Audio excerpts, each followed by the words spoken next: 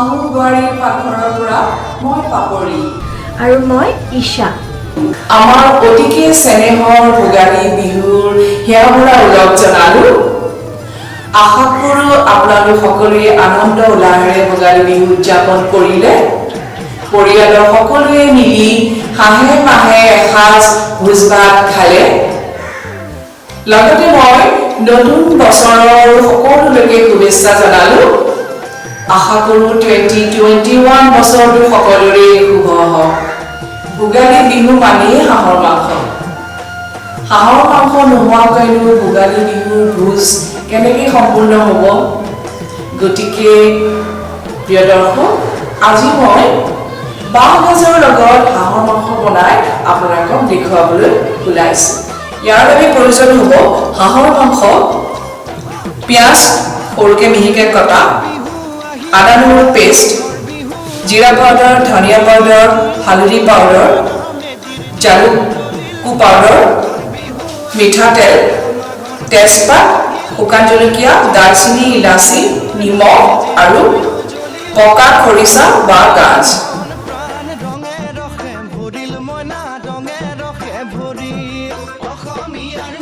আজি মই এটা হাঁহ ভালদৰে পাখি গুচাই জুইত সেকি কাটি বাছি ধুই লৈছোঁ। এতিয়া মই কেৰাহীত 5 চামুচমান তেল দি গৰম কৰি দিম। হাঁহৰ যিহেতু নিজৰ তেল আছে, গতিকে তেল খুব বেছি দিয়া নাই। তেল গৰম হৈছে। মই ইয়াত কটা পিঁয়াজখিনি দি প্ৰথমতে অলপ ভাজি লওঁ। ইয়াতে মই এতিয়া 3-4টা তেজপাত দিছোঁ, 2টামান শুকান জলকীয়া, লং 2 টুকুৰামান, ইলাচি 2 টুকুৰা আৰু ইলাচি আৰু দালচেনি দিছোঁ। এতিয়া এইখিনি একেলগে ভাজিম। এতিয়া মই ইয়াত আদা নহৰু আৰু পিঁয়াজ অলপ বটাটো দিম, পেষ্টটো ভালদৰে অলপ ভাজিম। মছলাখিনি অলপ গল্ডেন ব্ৰাউন হোৱালৈকে ভালদৰে ভাজি মাংসখিনি তাত দিব লাগে।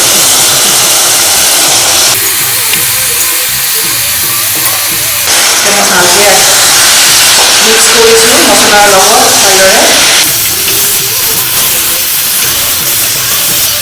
এতিয়া মই ইয়াত জিৰা পাউডাৰ 1 চামুচ, ধনিয়া পাউডাৰ 1 চামুচ, হালধি 1 চামুচ,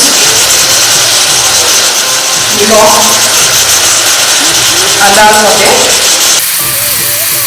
সানিব লাগে ভালদৰে। মাজে মাজে লৰাই থাকিব লাগে, তলত লাগি নধৰিব। মাংসখিনি 50% মান ভজা হ'লে খৰিচাখিনি দিব লাগে। মোৰ মাংসখিনি প্ৰায় 50% ভজা হৈছে। এতিয়া মই ইয়াত 1 কাপমান খৰিচা দি দিছোঁ। ভালদৰে ইয়াত দুটা মিক্স কৰি ভালদৰে ভাজিব লাগিব। খৰিচাখিনি দিয়াৰ লগে লগে এটা ধুনীয়া গোন্ধ ওলাই ইয়াৰ পৰা। এতিয়া মই ইয়াক অকণমান ঢাকি থওঁ।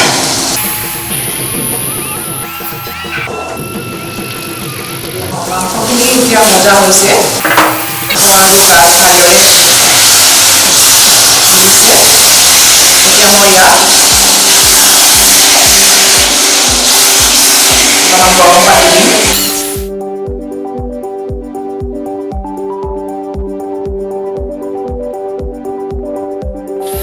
ঢাকি দি ভালদৰে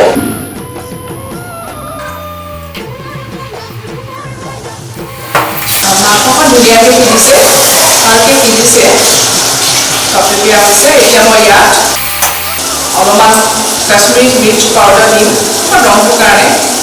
অপশ্যনেল, দিবও পাৰে নিদিবও পাৰে। আৰু অলপমান 1 চামুচ মই এতিয়া জালুক দিম ইয়াত। জালুকটো দিবই লাগিব, অপশ্যনেল নহয়।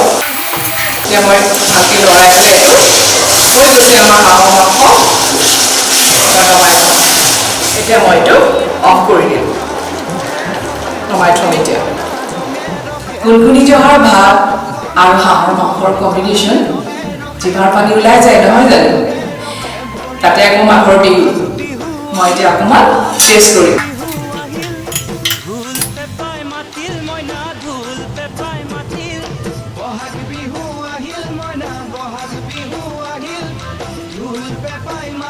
মই নিজেই কৈছোঁ খুব ভাল হৈছে আপোনালোকেও ট্ৰাই কৰিব নিশ্চয় ভাল পাব প্ৰিয় দৰ্শক আশা কৰোঁ আপোনালোকে মাৰ এই হাঁহৰ ৰেচিপিটো ভাল পালে এবাৰ ট্ৰাই কৰি চাবচোন আৰু আমাক কমেণ্টছত জনাব কেনেকুৱা পালে আৰু এতিয়ালৈকে যদি আপোনালোকে আমাৰ চেনেলটো ছাবস্ক্ৰাইব কৰা নাই প্লিজ কৰিব আৰু এই ভিডিঅ'টো এবাৰ লাইকো কৰি দিব আপোনালোকলৈ পুনৰ এবাৰ বিহুৰ শুভেচ্ছা আৰু হিয়া ভৰা ওলগ যাচিলোঁ পুনৰ এবাৰ লগ পাম নতুন এটা ৰেচিপিলৈ তেতিয়ালৈকে আহোঁ বাই